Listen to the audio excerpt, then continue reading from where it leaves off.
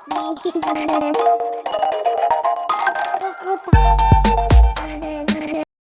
Everyone, इस video में बात कर लेते हैं यथार्थ hospital and trauma centre. Quickly analysis देख लेते हैं। चैनल को लाइक करना मत भूलिएगा। तो यहाँ आप देख रहे होंगे कि स्टॉक एक चैनल में ट्रेड कर रहा है और सिमिलर पैटर्न है इसका भी। आप देखोगे ऐसा ही कुछ चार्ट नेटवेव टेक्नोलॉजीज का भी बना हुआ नजर आ रहा है और सपोर्ट रेजिस्टेंस वेल रिस्पेक्टेड है। कहीं यहाँ वहाँ चार्ट नहीं जा रहा है। जब से लिस्टिंग हुई है तब से सही रिटर्न्स भी निकल रहे हैं।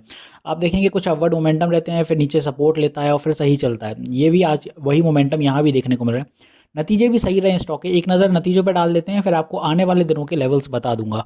तो यहाँ आप देख रहे होंगे कि सेल्स जो थी इस बार 171 सीआर की रही है सितंबर क्वार्टर में। लास्ट टाइम यही 128 सीआर की थी और एक्सपेंसेस इसी हिसाब से बढ़े हैं 126 सीआर। जिस हिसाब से सेल्स बढ़ती हैं वैसे ही एक्सपेंसेस चलते हैं। तो इस बार 126 थे, लास्ट टाइम 94 थे। ऑपरेटिंग प्रॉफिट इस बार 46 सीआर था, लास्ट टाइम 34 सीआर था। इंटरेस्ट की बात कर लें तो इस बार 3 सीआर रहा है, लास्ट टाइम 5 सीआर। इंटरेस्ट थोड़ा कम हुआ है। डेप्रिसिएशन में थोड़ी बढ़ोतरी हुई 1 सीआर से, इस बार 7 सीआर रहा है, लास्ट टाइम 6 सीआर था। और अदर इनकम इस बार 4 सीआर से इंक्रीज हुई है। इसके बाद आप देखेंगे प्रॉफिट बिफोर टैक्स पे तो 40 सीआर का रहा है और लास्ट टाइम ये 23 सीआर था। और नेट प्रॉफिट इस बार 28 सीआर निकल के आया है, लास्ट टाइम ये 16 सीआर था। तो यहाँ पे आप देखेंगे थोड़ा सा प्रॉफिट सही निकल के आया है। इसी वजह से स्टॉक अभी भी सही देखने को मिल रहा है, नतीजे सही रहे। अब यहाँ पे आप देख रहे होगे आज जो सेलर्स का एरिया था वो यहाँ था। सेलर्स यहाँ बहुत एक्टिव थे, इसीलिए बोलता हूँ हमेशा सेलर्स के पर्सपेक्टिव से देखा करिए, आपको रेजिस्टेंस इजीली समझ आ जाएगी। और नीचे ये वो जोन था जहाँ बायर्स एक्टिव थे, तो यहाँ पे आपको बायर्स देखने को मिले हैं। जैसे ही 400 का लेवल क्रॉस हुआ है, ये आप देखेंगे कल की बात है, कल 400 के अराउंड सपोर्ट लेके स्टॉक ने पंप दिया थोड़ा सा और आज उसी का फ़ायदा उठाया है। यहाँ पे आप देखेंगे अच्छा खासा बुलिश मोमेंटम देखने को मिला है। 400 सस्टेन कर गया क्योंकि, और यहाँ पे पहले आप देखेंगे 400 के अराउंड ही हर्डल था, ये हर्डल थे क्योंकि 400 एक साइकोलॉजिकल लेवल है, इसीलिए रिवर्सल्स आ रहे थे बार बार ही। यहाँ भी आप देखेंगे हर्डल हुए, रिवर्सल्स आए। अब वो चीज़ आप देखेंगे जो पहले हर्डल था अब वो फ़ायदे में बदल चुका है। और यहाँ पे आप देखेंगे ऊपर अच्छा खासा बुलिश मोमेंटम था, ऑलमोस्ट 7 से 8% का लेवल ये निकल के आया अपना। इसके बाद जो अब मोमेंटम रहने वाला है आने वाले दिनों में, तो यहाँ आप देखेंगे ट्रेंड लाइन बहुत करीब है। और ये जो एक और साइकोलॉजिकल लेवल यहाँ पे काम करते हुए नजर आएगा वो है 450, इस जोन के अराउंड। तो 450 साइकोलॉजिकल लेवल भी है, चैनल की एंडिंग भी यहाँ पर है क्योंकि ट्रेंड लाइन का हर्डल है। तो यहाँ से ऑब्वियसली एक रिवर्सल बन सकता है और जो रिवर्सल बनेगा यहाँ से वो दो चीज़ें हो सकती हैं फिर, कि यहाँ से अगर रिवर्सल बनता है तो फिर से स्टॉक फॉल करेगा, तो यहाँ कहीं सपोर्ट लेगा 442 और यहाँ से 431 यहाँ तक सपोर्ट ले सकता है। एंड टू बी प्रिसाइज आपका सपोर्ट यहाँ तक भी जा सकता है।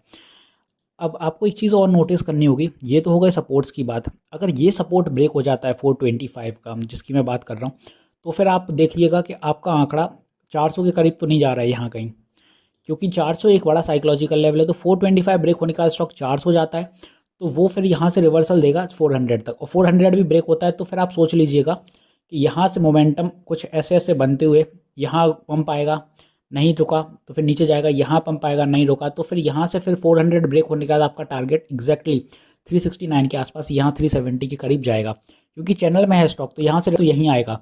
और अगर 450 सस्टेन कर जाता है ऊपर की दिशा में, तो 450 सस्टेन करने के बाद आप बाय बनाइएगा।